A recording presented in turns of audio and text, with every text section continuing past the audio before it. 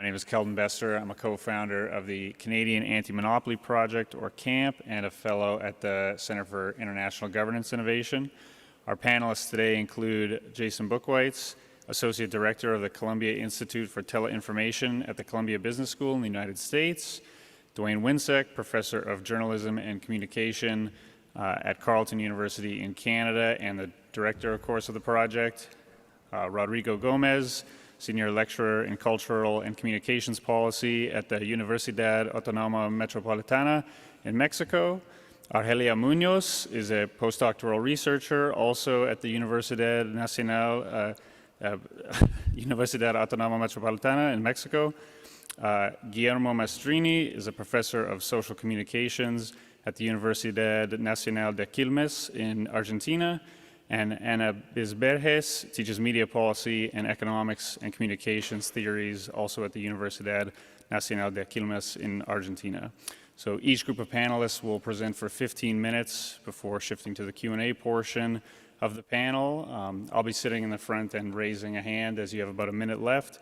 And first off, I'd like to invite Jason to kick off the presentation. Thank you.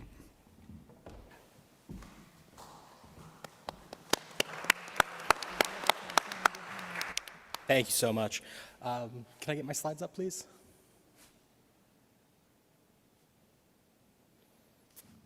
Yes, no. We're good? Okay, good morning. Thank you for having me. I'm glad to be able to be here to set the table about the United States, present some data and information. Given the United States' prominence as the world's largest economy, as well as its strong international media presence, I think it's very important that we get some real-world data to understand what the U.S.'s market looks like, as well as what the regulations in that country allow for, and where all of this is going. Next slide, please.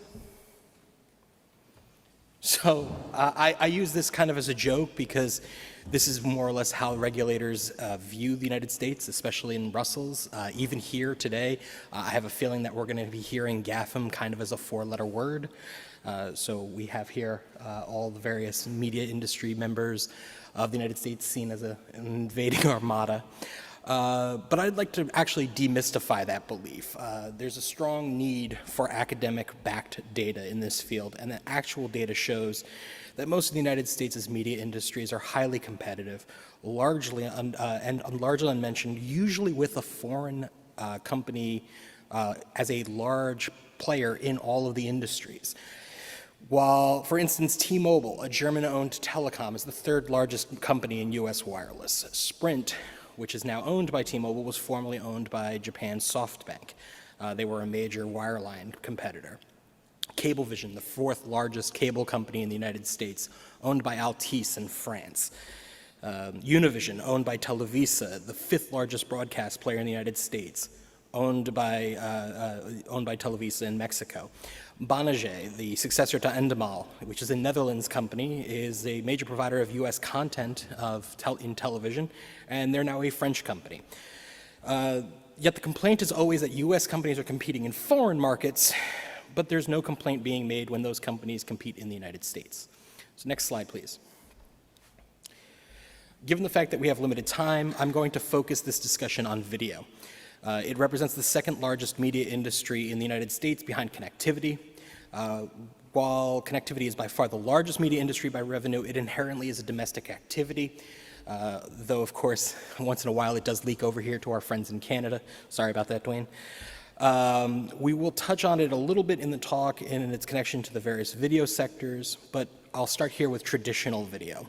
This includes broadcast over-the-air television, pay television, films, and distribution. These are the types of video that have been around for over a century, going as far back as the early 1900s with film at the Nickelodeon Theater in Pittsburgh, Pennsylvania. Next slide. So I hope you can see it from the numbers are large enough here, but this basically gives an overview of the four largest broadcast players in the United States in 2020 versus the numbers that we had for them in our 2012 project. And as you can see, it's basically remained flat with a 2% CAGR in revenue, basically matching inflation during that time period.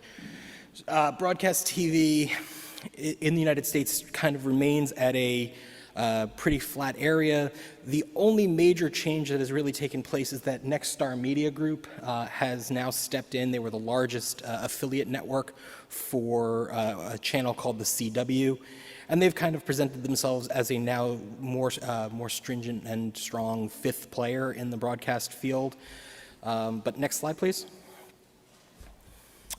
So unfortunately, this is cut off a little bit, but this is pay TV programming in the United States. And as opposed to broadcast TV, pay TV has exploded in the last 8 years.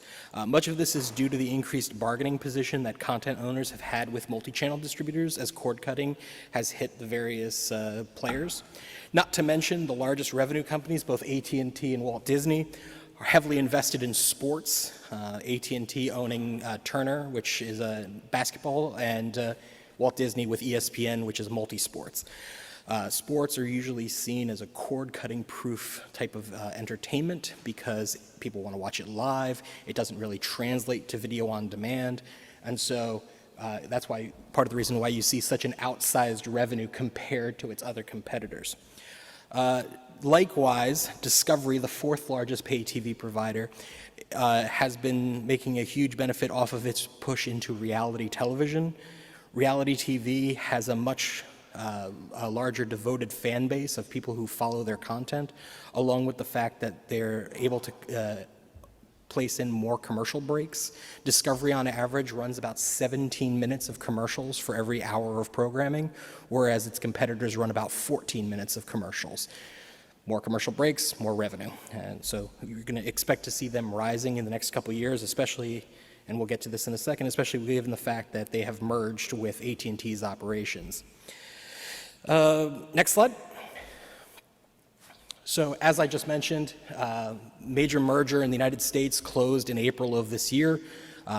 AT&T and Discovery have merged their operations. AT&T basically giving away its operations to Discovery. The joint venture will retain 71% ownership for AT&T, 29% ownership for Discovery.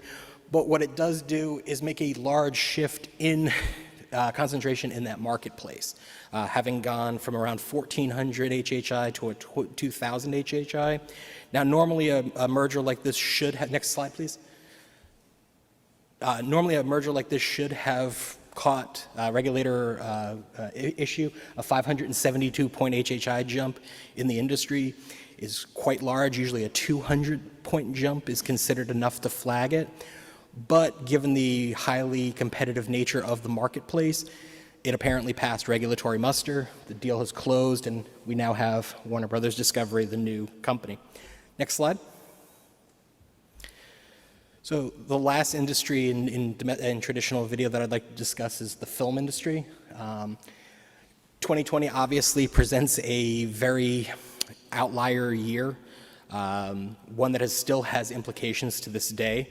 Obviously, due to the COVID-19 outbreak, movie theaters were closed for pretty much the entirety of 2020. It caused all of the major studios to change their release schedules as well as to shift their way of actually doing releases going directly to streamers. What we've seen is that there was a very small revenue comparative to previous years, $1.4 billion in revenue compared to previous years averaging around $11 billion, so about 1/10 due to that closure. But it's not just 2020. 2021 and 2022 still have not shown a return to pre-pandemic spending. One question that we're going to need to address is this a permanent change? Has studios changes to a shorter release window, putting content out into streaming in less than 60 days from theatrical release, changed fundamentally the way that people view their content and move more to streaming video rather than the old films? Next slide, please. So, taking a look now across ownership and what we've just seen, not really much. Viacom, CBS, Comcast, Fox Corporation, Walt Disney, and AT&T are your 5 players that are in multiple fields. None of them really have an outsized position when we re-weight it. As you can see on the right-hand side, what we've done is, based off of the revenues of the various industries, I've weighted each of the companies market shares. So we come up with an HHI of only 1,077 to be exact, across those markets. Next slide. However, we have to talk about the last piece of traditional market, the traditional market, which is the distribution. You can't get pay TV without cable television or DBS or IPTV. Next slide. So we want to look at the cable marketplace in the US, and this is, when I say cable, I mean pay TV. I apologize for that. And you can take a look and see that, again, highly competitive marketplace. AT&T's U versus DirecTV, AT&T combination far outstrips pretty much everyone else. Comcast, the leading cable company in the United States, but they only represent about a fifth of the US in terms of market share.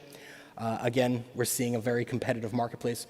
And to Professor Noem's point earlier, if you take a look at the revenue numbers from 2012 to 2020, that's a loss of $50 billion. That's the impact of cord cutting. Almost 1/3 of the revenue is gone.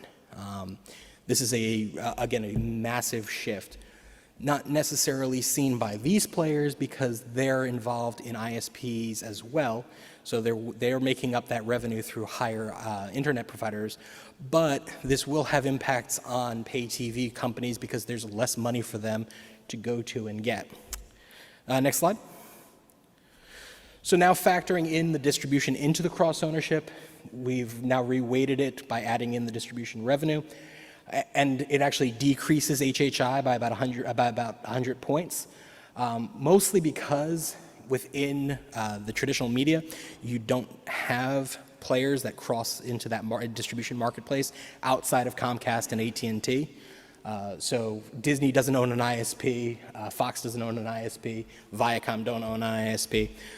So we are seeing that this is still a very competitive market. Next slide, please. So now we need to pivot to the future of video. Online video was still in its infancy when the original project was run. We didn't include it in our numbers.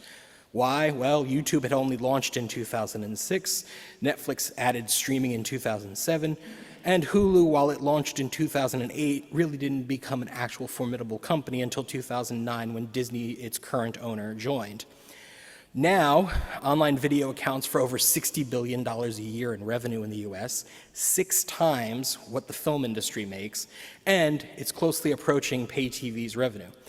I actually saw just this morning that apparently in July of 2022, streaming video has now outpaced cable television in terms of actual viewership for the first time in history.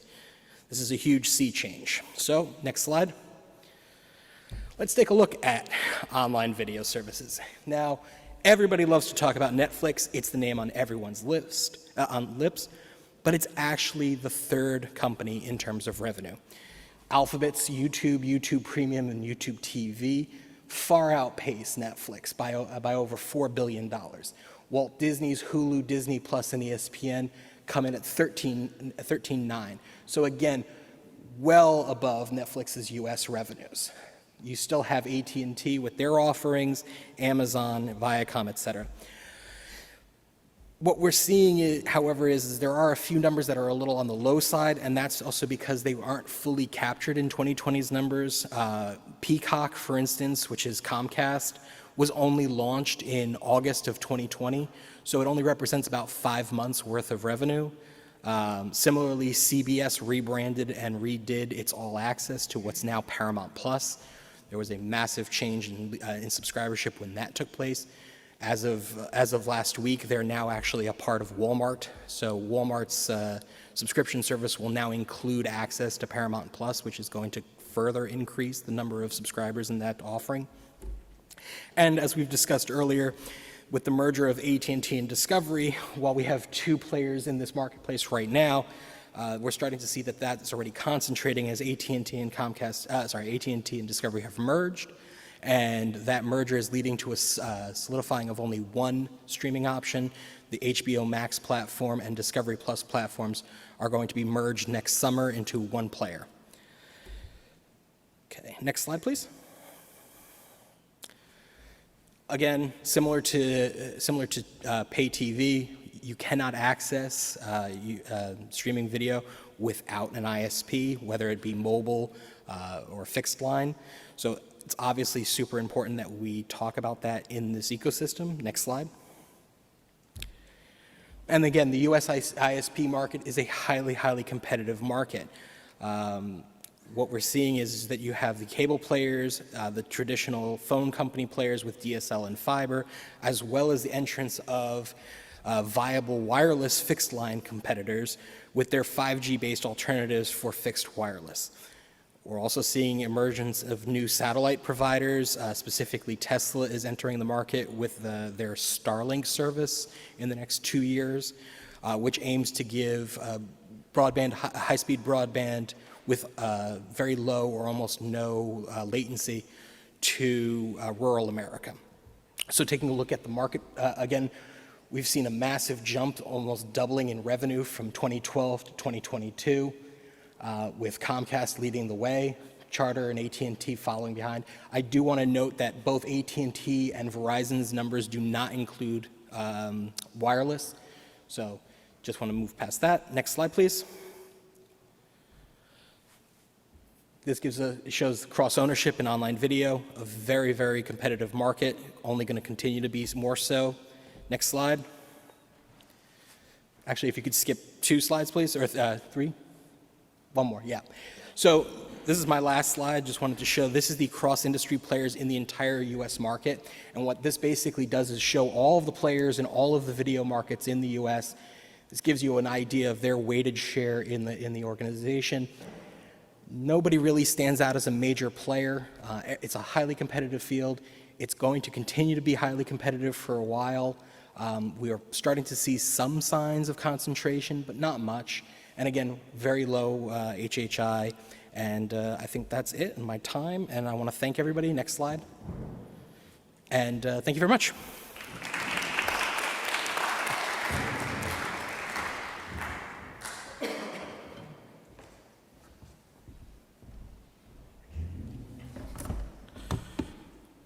All right, so if you could pull up my slides there.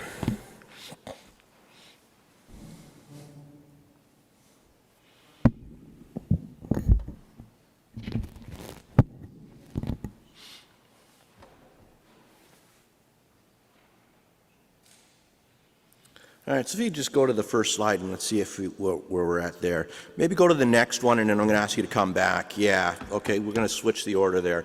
So anyway, as I said early this morning, it's really great to see you here. It's always nice to follow on the heels of Jason and Ellie in a presentation. They often present these kind of challenging ideas and results that, some people may not, that might not be their resting spot. But also I think one of the really interesting things for Canadians is to note some of the big contrasts between the structure of the American firms and what's going on here in Canada. In particular, the high level of vertical integration that we have here in Canada between all the telecom operators and the major commercial television services, which are all jointly owned here, unlike the U.S., where that's more of an exceptional case. And there's going to be a number of kind of differences between Canada and the U.S. that I think are really, really salient that I'll draw attention to as we go on here. And Keldon, I'm going to ask you to be ruthless in the imposition of time orders because, as the chair, I have all the time anyway, you got the point. So let's go on. I mean, so basically, what are we doing here? Here's the basic idea, right? Get this common definition of what it is that we're looking at. The media. It's a nebulous concept. Where the edges are, people draw them in different ways, and they could be drawn in different ways here as well. But what we've done is we said this is the way we're going to draw them so everybody can be looking at the same hymn sheet, even if singing in slightly different tunes, right? So we get a common definition. We basically use publicly available available corporate financial documents and statements, regulatory statements, data from national statistical agencies, like Statistics Canada here, and we gather up revenue, subscriber, and other data on a firm-by-firm and sector-by-sector basis over this long period from 1984 to 2017, kind of moving from the granular, kind of in the grass view to higher levels of kind of abstraction. So we get this kind of bird's eye view. All right, so big picture stuff and fine details. And, you know, I think one of the things, and I've learned a lot over the last little while from working with others in the room around here, and what we all know is that this is as much art as it is science, all right? Basically, sometimes the data available is so bad that you have to make estimates. And it may very well turn out that on retrospect, those estimates were not good, and you're going to have to redo them again a year later to make up for some kind of lost ground. So one needs some humility in this as you make your estimates. And when somebody tells you that you're wrong and they make a convincing case, don't be too precious about it and change your bloody data and bring it in line to what the best available standards are. And then basically what we're doing then is we're trying to assess the trends across media, across time, and across space, right? The international comparisons. Next slide, please. Actually, you'd be going back one. So we got two basic questions that animate us here, all right? And so let me get my stuff ordered here. Yeah, so basically what I'm always trying to figure out is, you know, are the media as a whole and individually, are they growing, are they stagnating, or are they in decline? And we saw some pretty interesting figures there that Jason just presented. The second is this kind of perennial, deceptively simple yet profound and really hard to determine question. Are the media becoming more or less concentrated over time? Again, at the individual level and at those successively higher levels of abstraction. Next slide, please. Okay, so the first question, and next slide, please. So here's the broad picture of, you know, that first question. Growth, stagnation, or decline? Well, the general picture is there's an enormous growth over the long period of time that we have looked at here, you know, roughly closing in on close to 40 years now. After a couple of years of stagnation, largely on account of the kind of COVID-induced economic kind of slowdown, we saw that revenues for the media sectors as a whole had also basically flatlined for 2 years. Last year, that seemed to turn around, and we had significant growth of around 6% across the media. And one of the really important things that I think is underappreciated in Canada is that we have a very large media market. It consistently ranks, since I began doing this over a decade ago, as the top 8th, 9th, or 10th largest media market in the world. And that's the same today. Let's go to the next slide, please.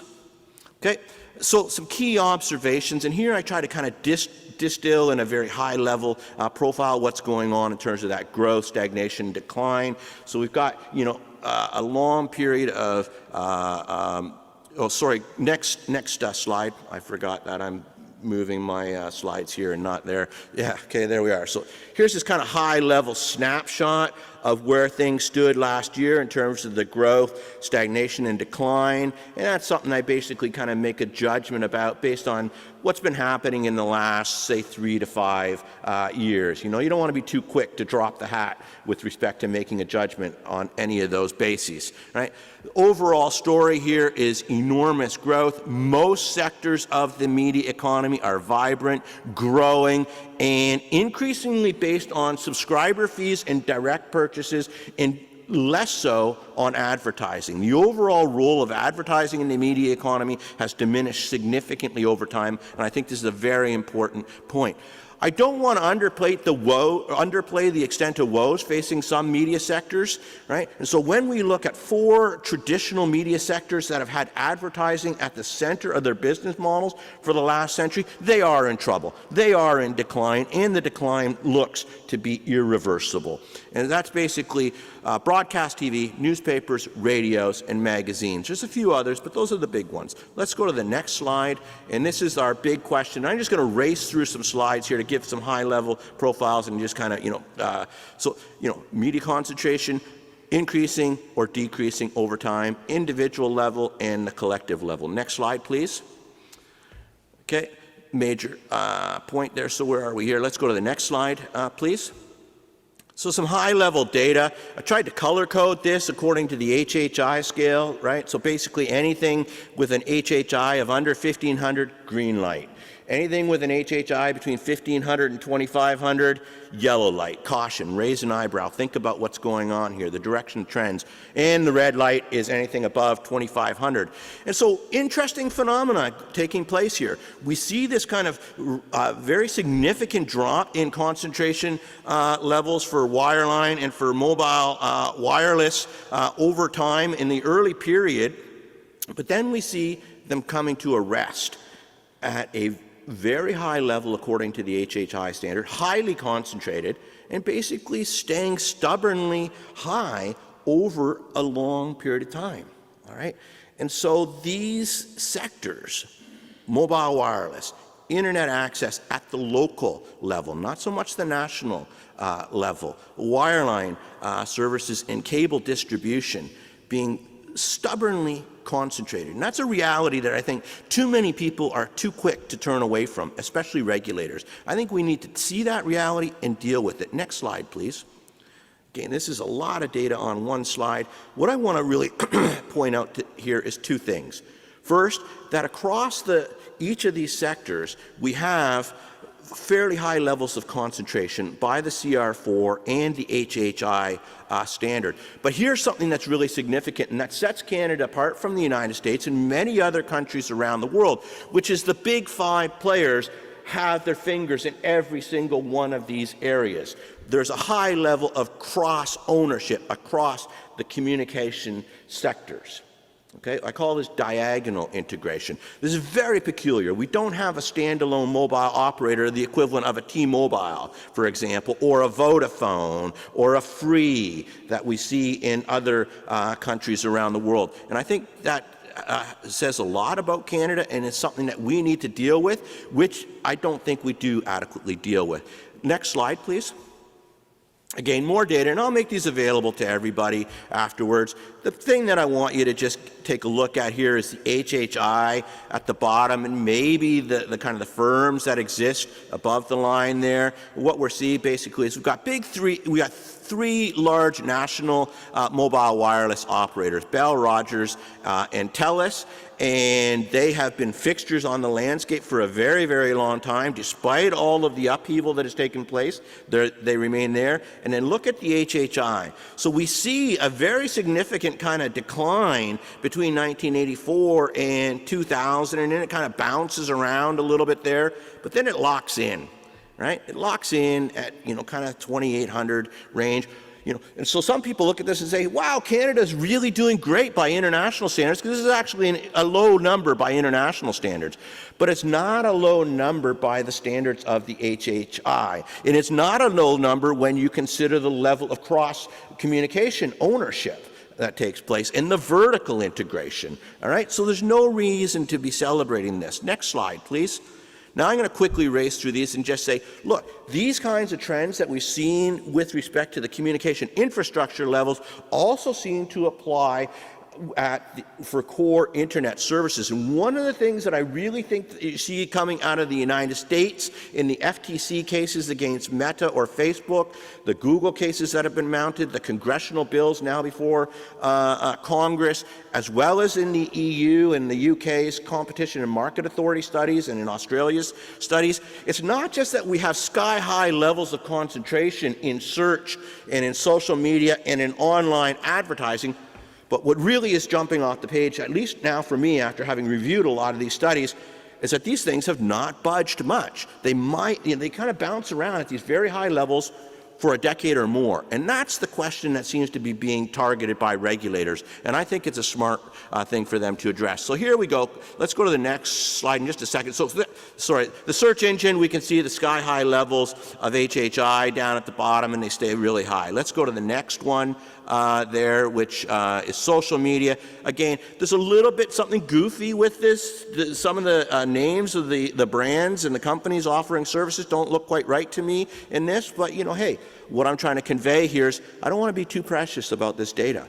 All right, and we need to, you know, change it when things don't look right. All right, I need to go back to this slide, but what you do see is, you know, basically Facebook or Meta has had a lion's share, overwhelming lion's share of the market based on traffic for a very long period of time. And the idea is that they are building a protective moat, as the FTC says, around their dominant market position using anti-competitive behaviors and acquisitions to build that protective moat to lock in and extend their monopoly. Let's go down to the next one, please. Online advertising is, I think, a really significant area, and I've been prodded over times because this is an area that many people have a lot of stakes in, and it is extremely contested. Every year when I come out with this data, it's either cherry-picked or denounced, or people say, well, what about this? What about that? You know, but those people chirping, what about this? What about that? Actually, you know, prod me and others into doing things. So I brought in Amazon this year after being able to discover their data and after prodding by the Google rep here in Canada to kind of, hey, what about? You know, what about, you know, okay, so I looked and hey, look, actually Amazon is a very significant figure in online advertising. But what we do see here is that the, you know, the trends towards concentration have grown over time. I've also made a basic, I've tried to say that, look, the knife does not cut all to one side. Okay? And so let's take a look at some counter examples, and I'll do so real quickly. First, online video services. We've seen massive expansion in online video services, now an estimated $3.5 billion market in Canada. Netflix does have the most significant role still, but look at over time how much it has diminished. And look at that HHI. It's now floated down from very high levels in the highly concentrated zone into kind of the mid-range of the moderately concentrated zone. This has also had an effect, next slide please, this has also had the effect of pushing down concentration levels across the television landscape. So in a television landscape that has previously been characterized by, fairly significant levels of concentration, we have seen actually increased diversity, more competition over time because of the expansion of the online video services market. I want to just finish up quickly here. Here's a kind of a bird's eye view of who ranks where in the top 20 in Canada. Okay, just something to take care of. And what we see is it's still domestic firms fit, squarely in the top. But we've also seen that major U.S.-based firms like Google, Facebook, Netflix and Amazon have also carved out a very significant place for themselves over the last decade. I'm going to leave it now because we have some more presentations to do, and I have enough to say. And thank you very much.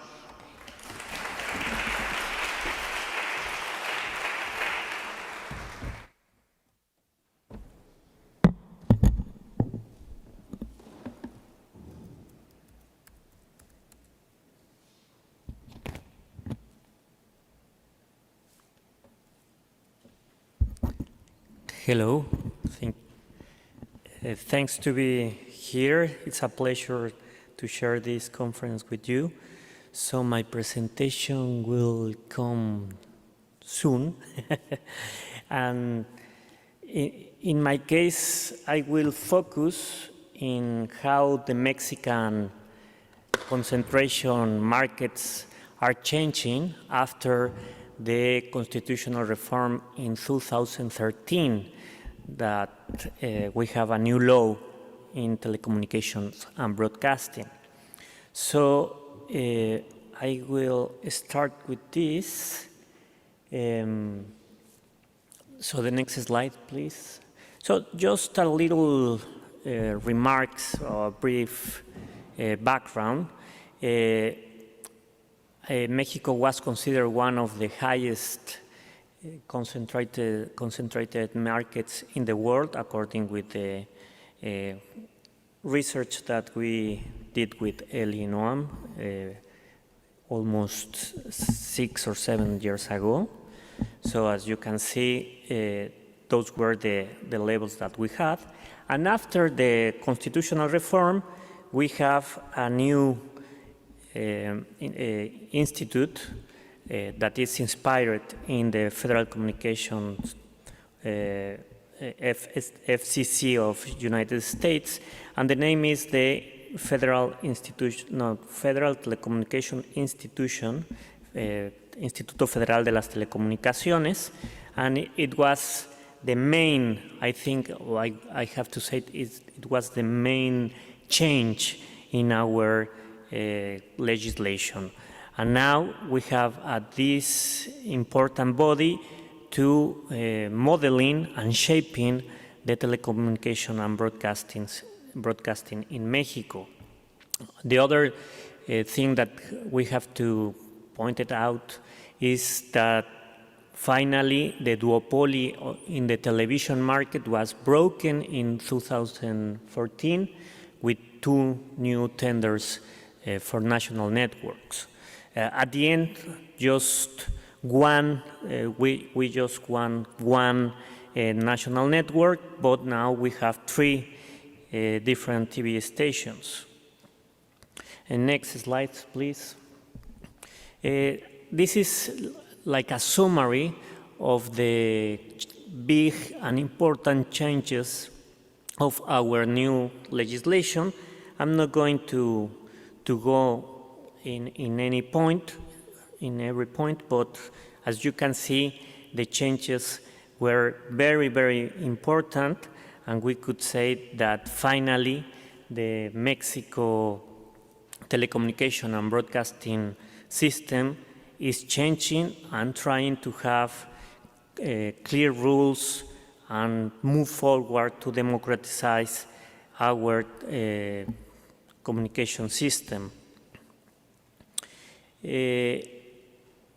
One of the most important things that we have to underline in these changes is that the reforms also gave the Mexican government the authority to sanction or even split up companies engaged in monopolistic practices and to establish ad hoc restrictions to minimize undue market advantage for dominant industry players.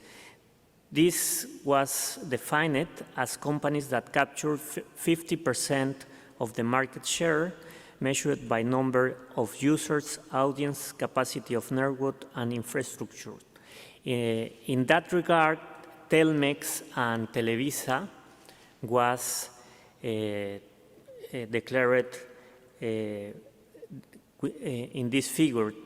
They were the dominant market players in the sector of telecommunications and in broadcasting. So after they were declared in this figure, they have many measures to asymmetrical measures to change their different, the next slide please, their different power market in their sectors. The other thing that is important to underline is that the law has 2 articles that make some kind of disruption in the way that the market could change. And they were 2, because in the law, the legislators in the Article 131, they declared the zero fee against Telmex, and the other companies take advantage of that article. And Telmex go for to try to declare unconstitutional that article, and finally they won in 2017, but that article was against the competition and against the free competition. And the other one was Article 9. It was a transitory, that give the chance to Televisa to make mergers in the pay TV sector. Well, we could talk about this later if you want, and this is just the context to try to understand the specificities of the law, of the new Mexican law. As you know, the next slide, please. We have these national and regional champions, Televisa in the case of broadcasting, but TV Azteca is growing a lot, not just in broadcasting, in telecommunications sector too, and Telmex is the national regional champion in telecommunications. As you know, Telmex has a lot of interest in Latin America. The next slide, please. After the new law, it's too small. I don't know what's going on with this. Okay. Well, just I wanted to show here how finally in Mexico we have some kind of a plurality of the three sectors of the media. The blue one is the commercial sector. The other green, blue is the public sector, and the social. Finally, we have license for social and indigenous community media. Is the green one, and the orange, unfortunately, is not so, we can see it so good, but the only thing that I want to show here is that finally the media of the broadcasting sector in Mexico is trying to diversify in the three sectors of the media, in TDT and in radio FM. Next slide, please. Now we are going to concentrate in 5 sectors of the telecommunication. As you can see, the measures that the IFT is doing is changing finally the concentration in the different service of telecommunication. Almost all of them they are going down. We are going now to see it one by one to see how is performance any service.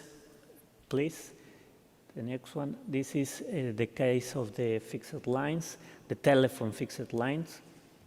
We would like to have more speed in terms to decrease in the concentration, but in some way is working. So this is the HH index, and now we could see how it's the performance in terms of companies. The next one, please. Here again, you can see the difference between 2013 and 2020. I don't know why it's not seeing good my slices, but here the blue one is América Móvil, that is Telmex. In 2013, before the beginning of the law, it concentrates the 71% of the market, and then in 2020 is now above the 50% of the market. So the measures that the IFT is taking in some way is working. Next slide, please. This is in terms of the fixed internet. As you can see, is in the same way to decreasing. The next, please. Again, is almost the same change of percentage in terms of the fixed lines, in terms of internet. You can see that, well, you can't see because it's not working here, I don't know why, but it's the same tendency that Telmex is going down under the 50% of the concentration of the market. The other actor that is growing here is Televisa. Grupo Televisa now is in second place in this market. The next one, please. The anomaly here is the pay TV sector that is concentrated instead of deconcentrated. And the major actor who is growing here is Televisa. The next one, please. Televisa in 2013 has the 50.5% of the market, and now it has around the 62%. The next one, please. In mobile lines, you can see that the concentration is going down. It's still very high in international standards. The next one, please. And América Móvil, that is a Telmex company in mobile phones, it's the leader in the market. Here, after 2015, AT&T is competing with América Móvil. Next one, please. This is mobile internet. And as you can see, it's not deconcentrated at the same speed of the fixed internet. The next one, please. América Móvil is the principal actor here. Next one, please.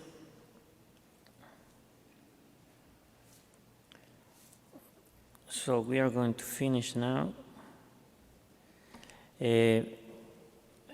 Well, there are some contextual things that we have to take in count. For example, in Mexico there is political polarization, and the government now is fighting with media against many issues. So in some way this is giving us a political context that is not clear that what is going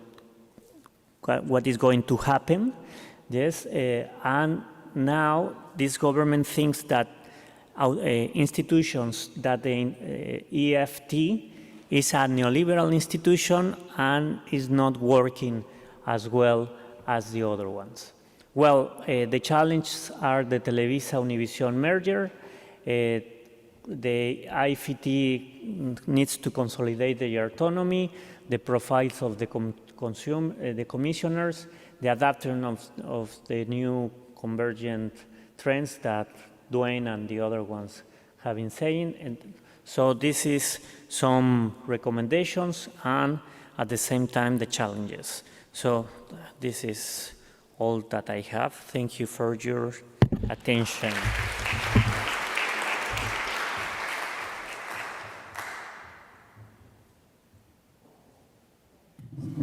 Hello again. Now we are going to hire? Okay. So, hello again. Here I am with Guillermo Mastrini. He's the lead researcher from our South Cone team. Now we're going to present an evolution of the concentration on the audiovisual industry in Argentina, Brazil, and Chile during the period 2018-2020. What we are going to work is, sorry, next slide, please. So what we are going to present is an analysis of the level of concentration in 4 industries. Those are multi-channel video distribution, online video services, broadcast TV, and pay TV programming services. And the idea to select these 4 industries is to compare traditional markets such as broadcast TV, which was consolidated during the 60s and 70s, with multi-channel video services, which was consolidated in these 3 countries during the 90s. And compare these industries with online video services as an emerging market from the 21st century. Besides concentration trends, we also will provide an overview of the total revenues by industry to illustrate strengths and limitations of each sector. Next slide, please. So to provide a broad context, it is important to notice that in Latin America as a whole, we have the highest level of concentration, even higher than in other regions of the world, according to the outcomes of Elinoam's project. And one of the research questions that we would like to answer in this work is to assess the impact of new digital services in terms of economic centralization and disruptions of new players that capture revenues of the whole audiovisual industry. Next slide, please. So here we have the evolution of revenues in these 4 industries in each country.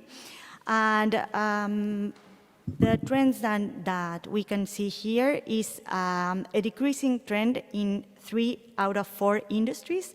The most decreasing industries are broadcasting TV, programming pay TV services, and multi-channel video services.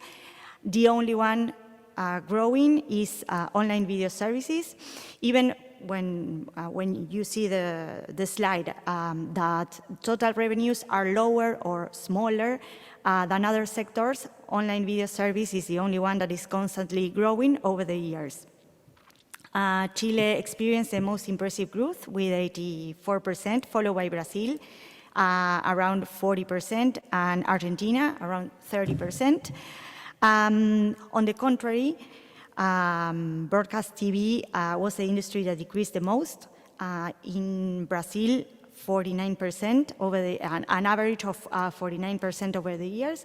In Argentina, 46% in this 3-year period, and in Chile, 37%. Regarding programming pay TV services, Brazil also decreased the most with an average of 42%, followed by Argentina with 33%, and Chile with 11%. And regarding multi-channel video, also Brazil decreased the most with an average of 34%, followed by Argentina with 22%, and Chile with 14%. As this is a choral presentation, now I give the microphone to Guillermo. Next, please. Thank you. Thank you, Dwayne.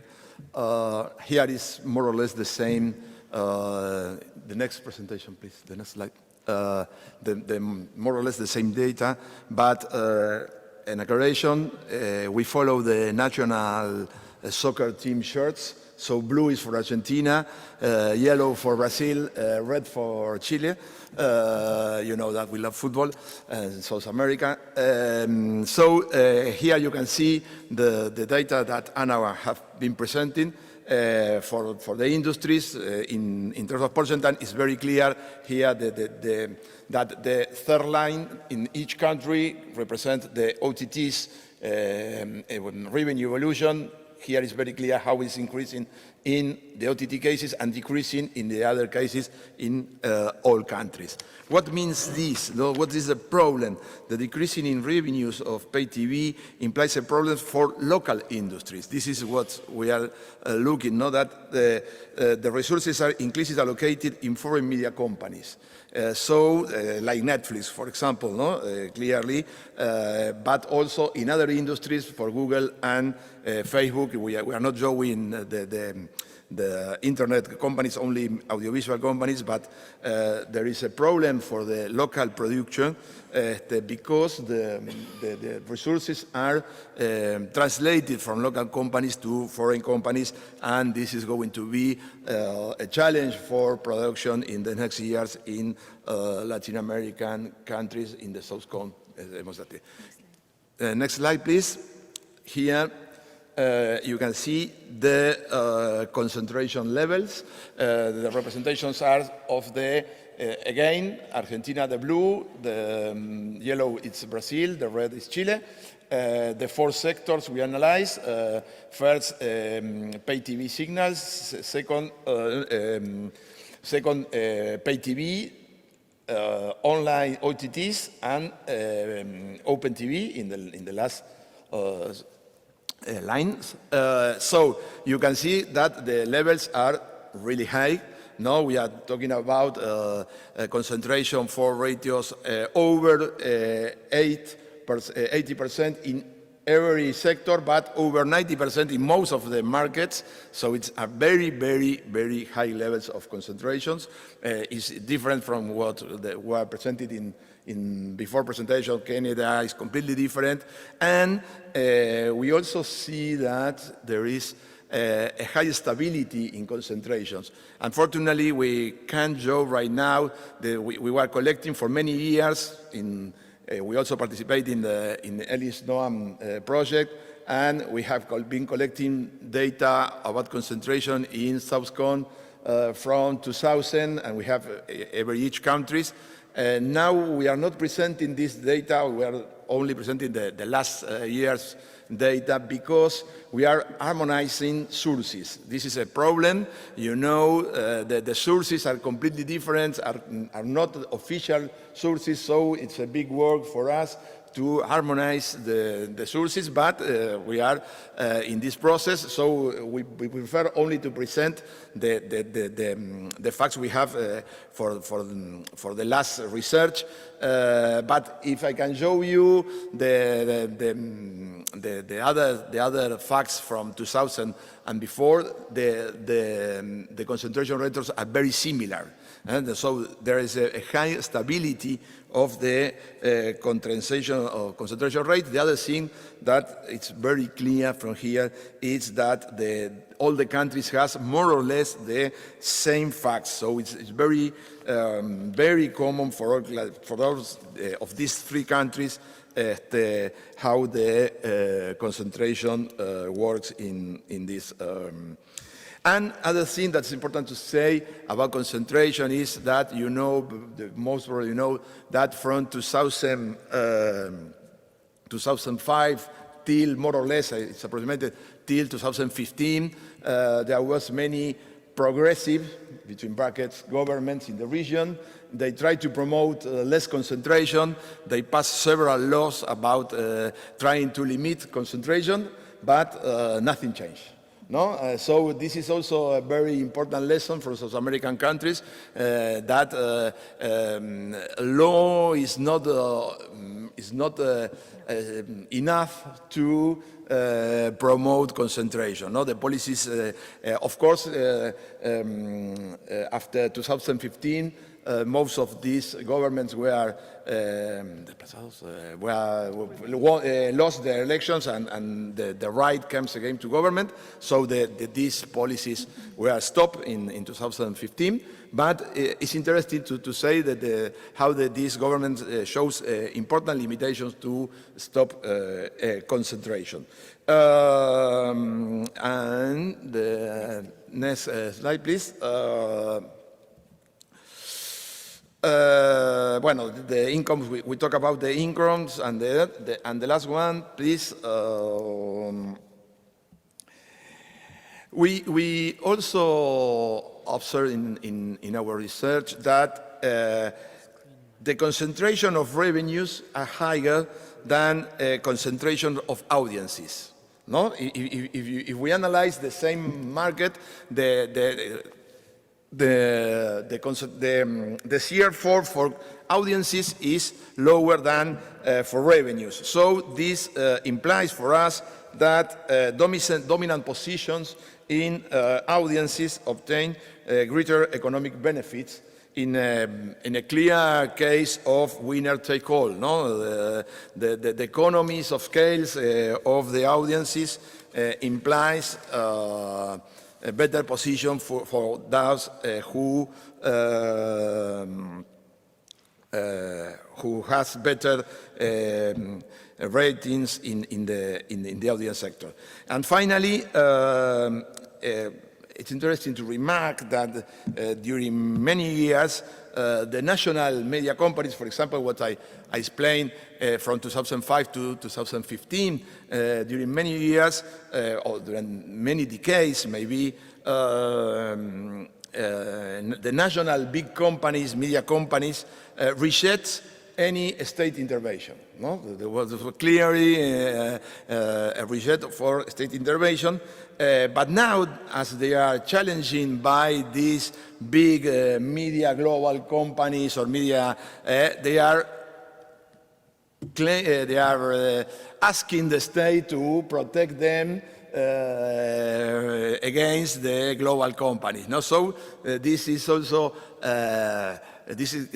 also can be seen as how the free market is considered in South American countries. No, it's free when I'm the biggest, but it's not so free when I have other bigger than me, and it changed completely. So maybe what now what we should have to see in the future, in the near years, if combining public policies with the media, with the globe, these national champions' interest could be some changes in the media landscape or not. I'm not sure about it, but it could be interesting if what we have seen is that only the public policy is not necessary, is not enough, sorry, if the big media companies reject the policy. But in the near future, we have to see if there is an alliance between the state and the media companies. Thank you.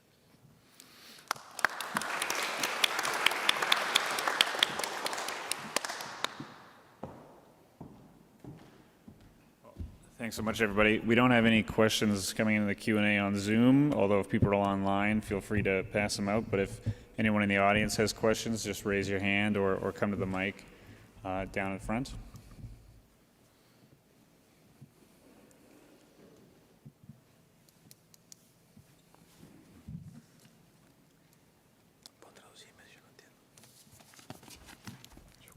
Hi, I'll ask the representative from the Mexican team to elaborate maybe a little bit on the taxonomy, thinking about media ownership. I think your presentation talked about government, influence or owned media, and then private-owned media, public media. But there's also, I think, if I caught it right, also did you talk about community media as well? So I was wondering. I mean, this is a question I asked very early on in the project to Dwayne as well, in terms of how we think about different types of media ownership in terms of privately owned, government-owned, public media, which is mostly public service media, and then you mentioned community media.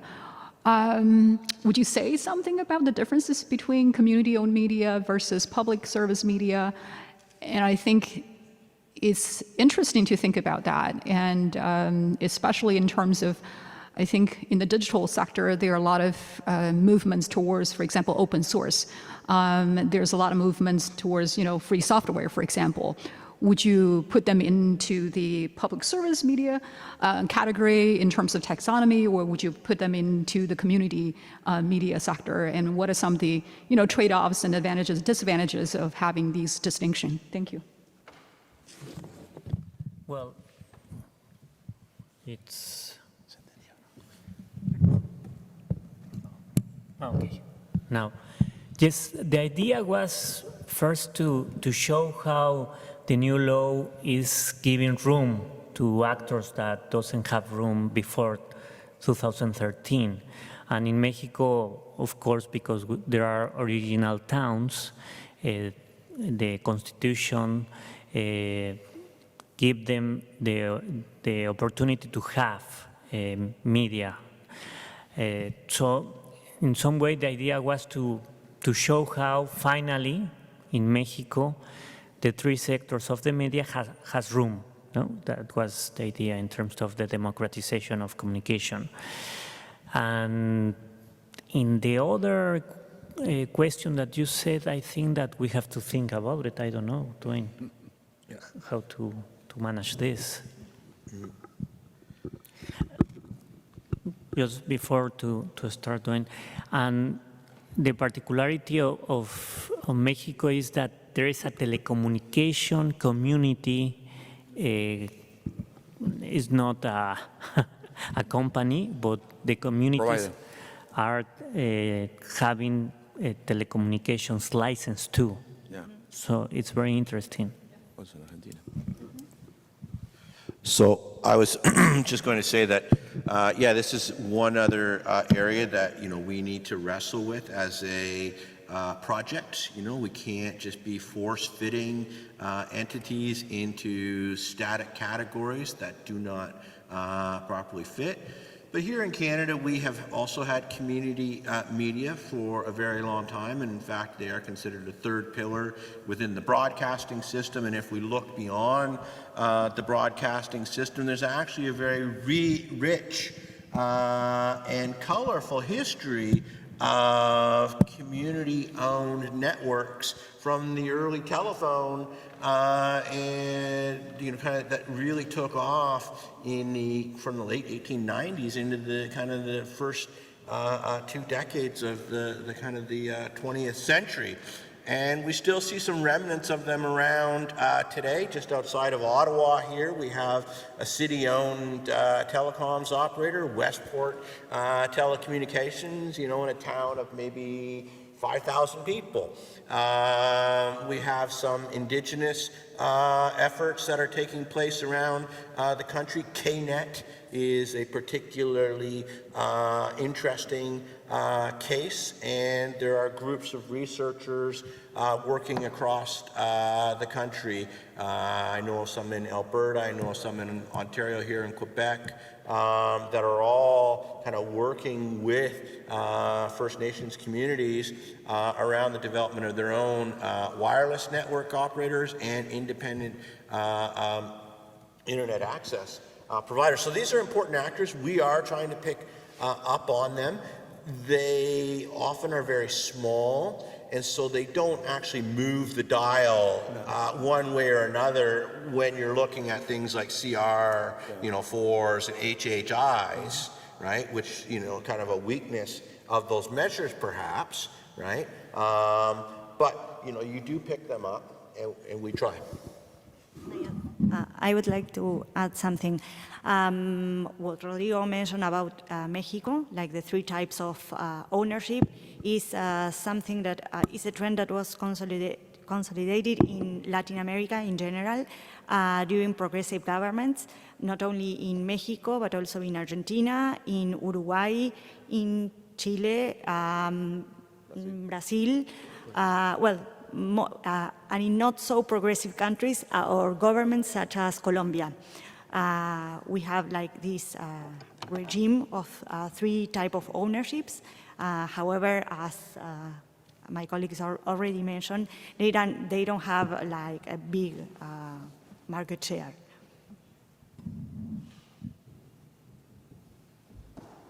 So we have some questions coming in from the chat. This is from Ben Class. We heard that a number of American markets for communication are highly competitive. Do Americans have more choice than consumers of communication services than people in other countries, such as Canada? And would the conclusion be the same if we examine concentration at regional or local levels rather than at the national level? Yeah, great. So I'll take that. I'll take the second part first, if you don't mind. Yeah, I think if we look at the ISP networks in general, in particular, you will see a bit of a change in your HHIs if we move to a regional or even a state level. Invariably, you have only a single cable provider in a market. They have a near monopolistic view, so you still will see a good amount of competition in that you have cable, the phone company, either AT&T or Verizon, and now you have the wireless fixed lines as well. So T-Mobile has introduced a 5G fixed line Verizon has a 5G fixed line, and AT&T is working on rolling one out as well. So you would have theoretically at least 5 players in each marketplace, even if you do go down to the state level or even lower. So it is still will be a competitive, but not as competitive when you're looking at it in a national market. And can you remind me the first part of the question? Do Americans have more choice than consumers of communication services in other countries? And I guess that's a broader question. Yeah, I think I have to turn that over to the rest of the panel on that one. I mean, I know that the U.S. has got a lot of choice, but I don't know your markets as well as you guys do. So, I'll just offer one or two observations here, given that we're the most proximate probably to the U.S. On these things, and also kind of use this as a way of kind of illustrating how my own thinking has evolved over time in relationship to kind of presenting the data to publics here in Canada and listening to what people have to say. And so we see the same thing. When I report ISP numbers and cable multi-channel distribution numbers here in Canada at the national level, they come in really, at the low end of the scale, or the kind of low end of the moderately concentrated into the scale. I mean, I'm just looking at the snapshot I have here, and internet access at the national level, it's firmly in the kind of low concentration, so the green light area. Cable has been coming down over time, and it's kind of now in the lower part of the moderately concentrated. But as I was told by people who have real stakes in these issues, right? Independent internet access providers, for example, who rely upon the local wireline infrastructure and able to get wholesale access to capacity that they need to build out their retail internet services. When you look at the local level, things are much, much different. And when you do this and you measure HHI at the local level, well, then you start to find these sky-high and stubbornly persistent levels of concentration. And so, when we look there, internet access, it's at close to 4,000 on the HHI, so way up there. And it's staying, it's come down, but over the last decade, between the telcos and the cable cos, there's basically been some jockeying for position, but the HHI had stayed up around that kind of 4,000 mark. Same thing with the internet access. Internet access and cable, similar kinds of trends, right? So we need to look at this, and I mean, the person asking the question, Ben Class, is one of the people that really pushed me to do this as well. You got to get beyond the national focus here, because the real, like here in Ottawa, we can say, wow, we are blessed with a surfeit of diversity of choice and competition with respect to mobile wireless services. We've got 5 major mobile network operators within this city, right? And if you look, but then if you start, anyway, there's many ways to kind of slice and dice the evidence. And it's why you need to really come to this and be faithful to trying to further the best understanding possible, because basically you can cherry pick the evidence one way or another to really argue any point that you want. And, the thing is, how do you take cross-cutting evidence and make sense of that in a just and fair way? I saw Electra. I don't know if you saw Electra had her hand up earlier, but. Oops. So I have a question, I think mainly for Dwayne, maybe, which was that I was struck by what you said about advertising models withering away or kind of being in crisis or in decline. And I think when one looks at the digital economy and the digital platforms in particular, that's not necessarily the case with Google and Facebook being the main largest players, and Amazon also kind of entering the area of advertising. So I'm just wondering how that piece of the puzzle fits into the broader picture. And I think there might be something interesting there to think about in terms of whether we're moving towards a subscription-based model online, whether that's something that's appealing. I think regulators are looking at it as a solution to surveillance advertising and behavioral problems. So maybe that's also a trend in the digital economy. So yeah, there's a lot of debate around this particular set of issues that come from the state of advertising. And one of the things that I'm seeing here in Canada, and I learned this from people like Ellie and Robert Picard and Bernard Miege, who've been making these observations for a very long time. And what you notice with advertising is that as a percentage of the gross domestic product or gross domestic income, macro level measures of the economy, advertising has stayed relatively fixed as a percentage for a very, very long period of time. In the States, I think it's around 1.2%.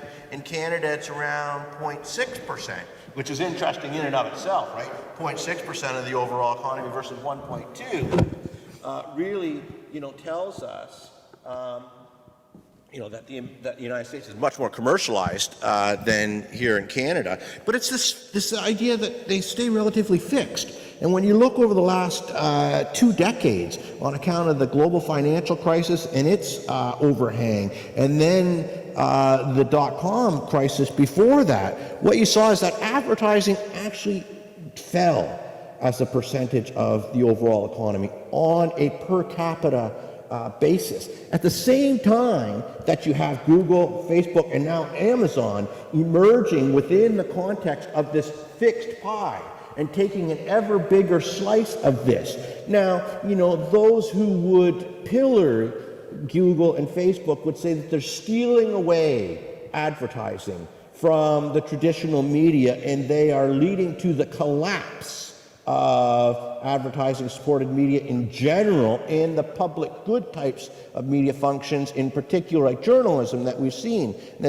And I find this disingenuine for a couple of reasons. I mean, it is true that, that of this fixed pie, Facebook and Google's slice of it has become bigger and bigger, right? But what most people seem to forget is that it's a fixed pie, right? And second, that advertising only became glued to broadcast media and newspapers, and it varies by country, but in Canada, around the 1930s is when newspapers, for example, found that advertising constituted more than half of their revenue, and it became the business models. So basically, they had a century-long run in which advertising subsidized their main business model.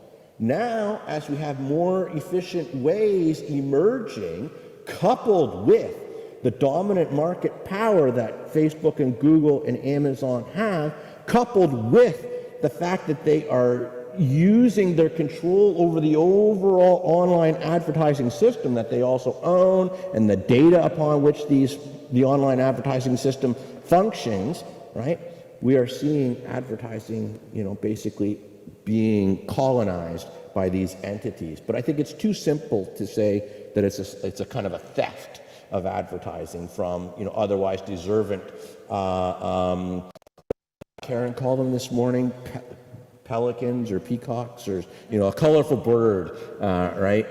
So I think that's too simple. But anyway, that's my long-winded answer.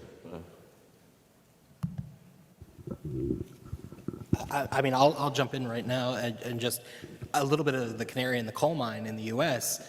We're actually seeing that the subscription model in and of itself isn't sustainable. Netflix has already pivoted away. They're moving to a hybrid system of subscription and advertising. Within Peacock, Hulu, HBO Max, the vast majority of their users are hybrid, where you're paying a fixed subscription plus ad-supported. My models have shown that Netflix is going to probably lose about 60% of their subscribers to that lower tier. That's a huge shift in revenue for that company, and the question is going to be, how do they make that up in advertising, especially when they're not doing their own advertising, they're subletting it out to Microsoft, who's going to take roughly 10 to 20% of that revenue. for themselves. So that does lead to that question. But again, has advertising really been that big of a deal in terms of the global revenue? I mean, yes, for 50 years, 60 years, but we've always seen in media subscription model being the dominant model. And we've moved to that in the 70s with pay TV. We've moved to that with video on demand and all of that. So I think it may just be that we had a flash in the pan where we thought we could subsist off of just advertising. But it doesn't work. I mean, even newspapers as far back as the 1700s were still subscription. They also just featured advertising. And I think that hybrid model is where we're going to end up. Any other questions in the room? So we've got another one from the chat from Toshiya Jitsuzumi. So interested in Jason's observation that the market concentration in the U.S. is competitive, unlike some other markets. So does this mean that the U.S. market has not yet reached monopoly status? And are there structural factors such as, is that the result of structural factors such as low market entry barriers? Or is it because of the functioning of competition authorities monitoring? So are they not, they seem to be very competitive. What are some of the sources of that competition? That's a great question. I think some of it does have to do with just the fact that you have a very competitive market. It's an open competitive market. People are free to enter. People are, there are high startup costs. So you are seeing that. There are certain industries like search engines. You're not going to see much competition in search engine just because before you can sell your first advertising dollar, you first have to index the entire internet. That's expensive. You've got to get, servers, CDN costs, et cetera. So those industries are going to be highly, highly protected. And I think we've really seen, basically, it's Bing, which actually runs Yahoo's search, and Google, and that's basically it. But in new media, there's very little startup, entries, barrier entries. So you're going to see high amounts of competition. There's actually a news story right now, even in ISPs. A gentleman decided to start his own ISP because he was tired of paying Comcast. So he ran his own line, and now he's selling access to his neighbors. I mean, that's literally the lowest level barrier of entry of just, hey, he just ran an internet line, and now he's trying to sell ISP service to his neighbors. So I think that you have a lot of opportunities. You do generally have mostly low barriers to entry in a lot of these fields, with the exception of one or two. And, hopefully we'll start to see this proliferate in other countries as well. Any other questions in the room? Guy? Yeah, this is a question for Anna and Guillermo. I was wondering if you could discuss a little what I imagine to be the defensive business strategies that the media giants, the traditional media giants, Globo and Clarín in South America, have employed to adapt or to respond to the incursion of the US platforms into the media markets there.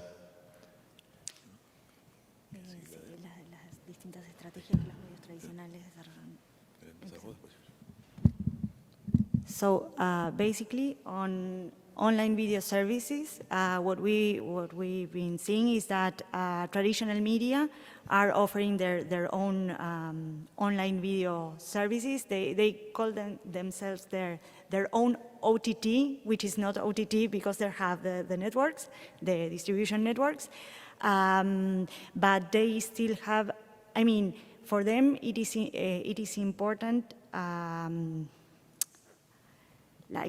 For stating their brand in that branch of business, but it is still irrelevant in terms of revenues for those companies and in terms of market share. And other strategy has to do with how newspapers are dealing with Google and Facebook. As I mentioned on the other presentation, they are starting to ask them for finance their business. I mean, they have like subscription model, as Jason was saying previously. But the thing is that at least in the South Cone, specifically in Argentina, there is no willingness to pay. The consumers, the audience, are not willing to pay.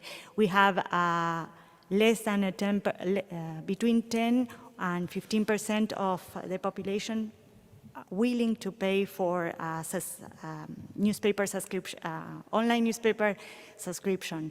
So basically, they are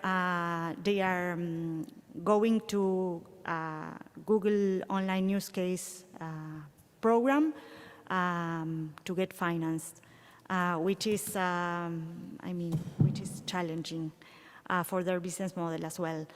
I don't know if you want to say something? Yeah, the other thing we can say is that the strategy, for at least for pay TV, is complementary, because there is, at least right now, not cutting-cut strategy for consumers. Consumers are having both systems, no? OTTs and pay TV. At least right now, I believe that it's going to decrease the pay TV subscriptions in the near future, but right now, as there is a difference between Argentina or with the States or Canada, I mean, and they have a complete, for example, the pay TV systems offer Netflix as a part of their services.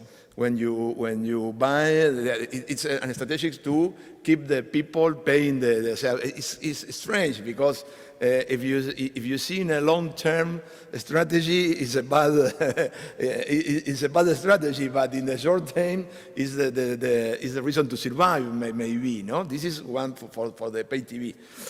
For the press, and it's linked with a question that was raised before. What we are seeing is that what is very clear is the advertising revenue is clear. What the press is losing is just the same what the Google, Netflix is increasing in terms of the slice of the pie that Dwayne mentioned before. No, the pie is like the same, but the slices are distributed in a different way, and what for me is quite surprising is the press is claiming the Google and Facebook for a part of the revenue, no? And what is strange is the whole support from Google and Facebook to media industries in Latin America, for whole Latin America, for whole media industries, is less than 1% of their revenues in Latin America. So it's strange that you try to survive asking money for the people who is killing you. No, I don't understand this strategy, but it's a strategy that they are following. For me, it's completely strange, but maybe they have their reasons. So, Sorry, may I? yeah, of course. I just wanted to add one more thing regarding the multi-channel video distribution companies. They, as Guillermo said, they integrate online video apps like Netflix, Amazon, Disney+, Paramount, all of them. In some cases, their business strategy, I mean, multi-channel video services strategy, by integrating those services is, in some cases, to push for instance, for Amazon. Amazon had very little market share at least in the Southern Cone. So they integrate, multi-channel video providers help them to enter in the market, and well, they split revenue shares. I mean, they have like different business model for revenue shares in those cases, and in some cases they are also teaming with these kind of services like Disney, for instance, and they do the billing service as well. I mean, you can buy the standalone, the app standalone, but if you subscribe through a multi-channel service provider, they charge the online video service app for billing and for other services that they provide. So that's and strategy that they are developing. So I just wanted to respond to Guillermo and Anna, and I thought this was really interesting. You both kind of mentioned, and Guillermo especially, that Google and Facebook are the ones killing the local newspapers. And I find this really interesting because in America, we have the same issue with unwillingness to pay for news, but we're not seeing it as a Google and Facebook issue, we're seeing it as a Twitter issue. In that you have lost the immediacy, or now you've gained immediacy, that people aren't flocking to the New York Times tomorrow because I can read about it right now on Twitter and follow it. On top of the fact that it's your own reporters. It's not the competitor, but it's your own reporters who are going to Twitter, putting out the story first there, and then cannibalizing the fact that the story is then not read later on. So it is very odd to me, and we see this in Europe as well, where the blame is being laid at Google as if people are going to Google to read this news and say, well, you're taking our information.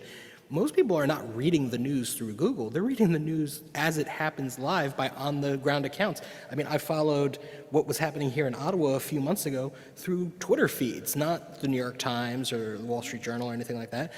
There were individual Twitter accounts that were showing what was happening, video on the street, who was doing it. Some were reporters for Canada, some were just local individuals.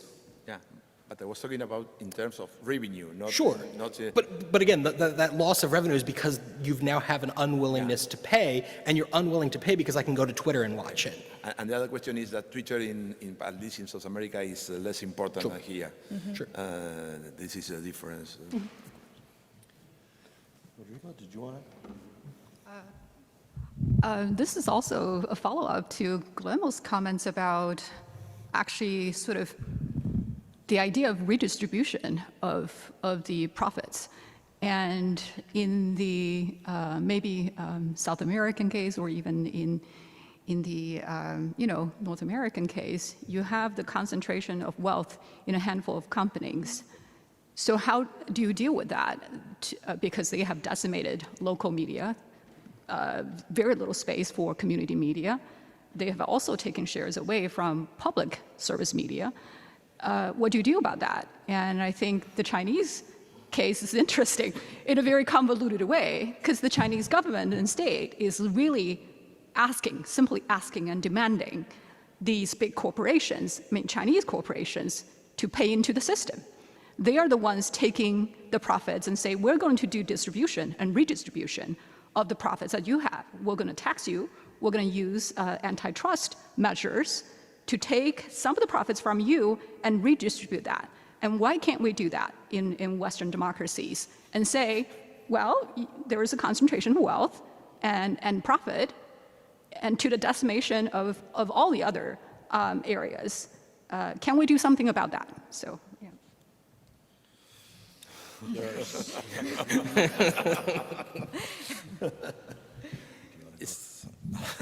I don't know if I have a response for this, but what is clear, at least for me, is that inequality in South Count is it's not only media, inequality is in society.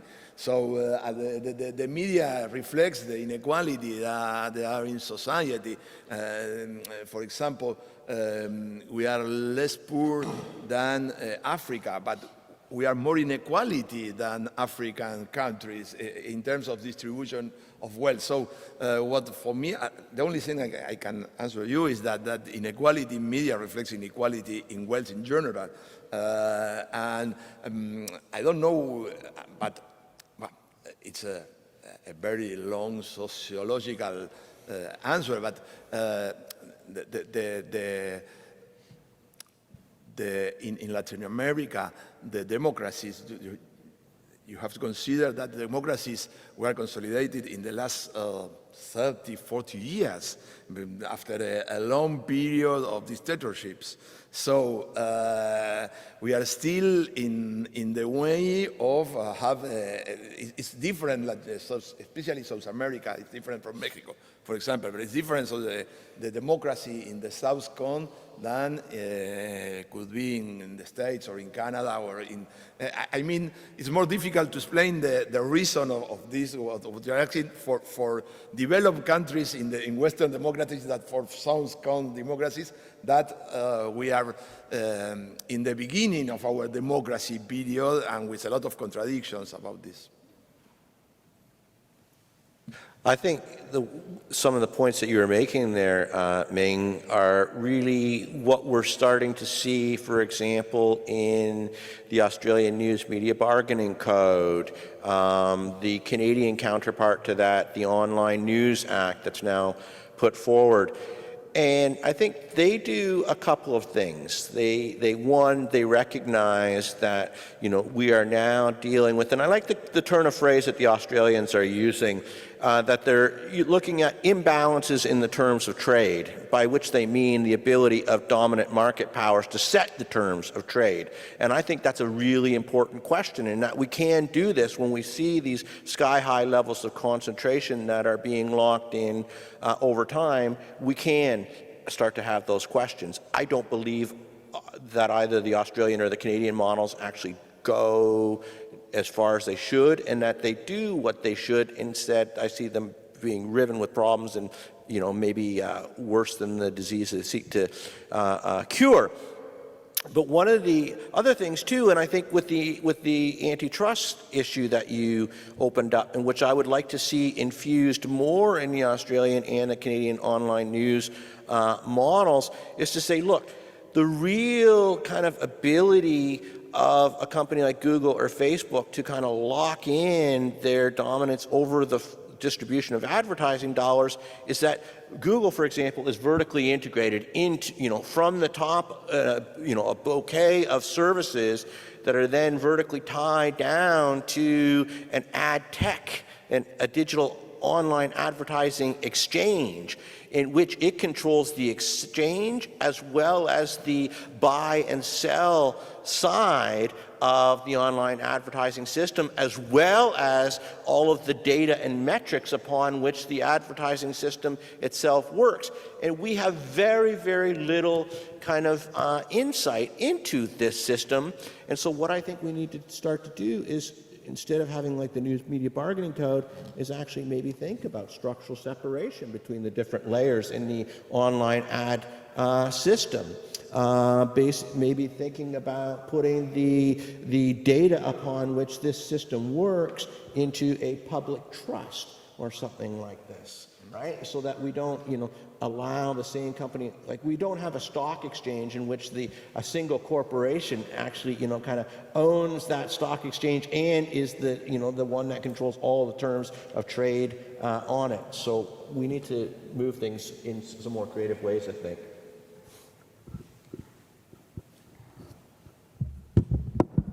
Hi, Justin Schlossberg from the UK. Thank you for those very interesting presentations. I'd just like to pick up on this point about the crossover influence of one industry to another, and particularly thinking about online intermediaries, search, social media, etc., versus the content industries, particularly in regards to the press, but also broadcasting.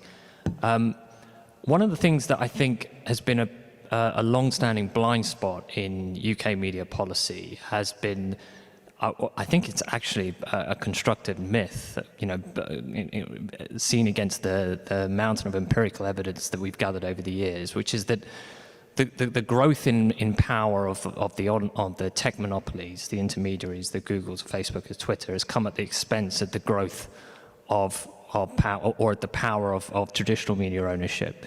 I think what's interesting is actually, if you look at just purely at the concentration level, there's been probably at least an association, if not a correlation, in the growth of concentration in some of the news media markets in the UK, particularly at local level, and that of online intermediaries. But I think even more important than that is when we consider that it's purely in terms of audience growth, rather than if we kind of detach audience growth from revenues a little bit here. And I think that's important, particularly for the press, and particularly in Europe, where a lot of the biggest newspapers are owned, frankly, by people who have not much interest in making a profit, but much more in influencing governments. What we see actually is a huge influence from the online intermediaries in actually consolidating online news consumption around very much the same small number of often legacy media, maybe with one or two exceptions. So in a sense, I think the wider trends are pushing in the opposite direction to which the general policy-making assumption is, that somehow, Google's power has offset the power of, News Corp. But I'll just be interested in any of your reflections from your particular markets on that. I want to interject just for a second, not to steal the limelight like I can do, but rather to say we have 1 minute, and I think we need to be rigorous with our time right now because we have a keynote speaker coming in after lunch, and I want to make sure everybody has some lunch time. But if somebody wants to give like a 1 minute reply to Justin, which is, welcome, great to kind of see you here. But anybody want to take up Justin's thing, or we're going to go for lunch? And we can talk with Justin over lunch, so on. All right, so apologies for being a bit imperious here. As the director of the project, though, I will wear it. All right, so we are now going to convene people who are kind of let's say, researchers affiliated with the project. We will be heading over for lunch, I believe, just over on Somerset, which is just over here. Everybody else, we would encourage you to go to one of the many local nearby places for a lunch and to reconvene here. Let me make sure I get my time right here at 1:30 for our keynote address by Professor Tommaso Valetti. Okay, so we'll see you in a little over an hour's time. And yes, pardon me? I believe yes.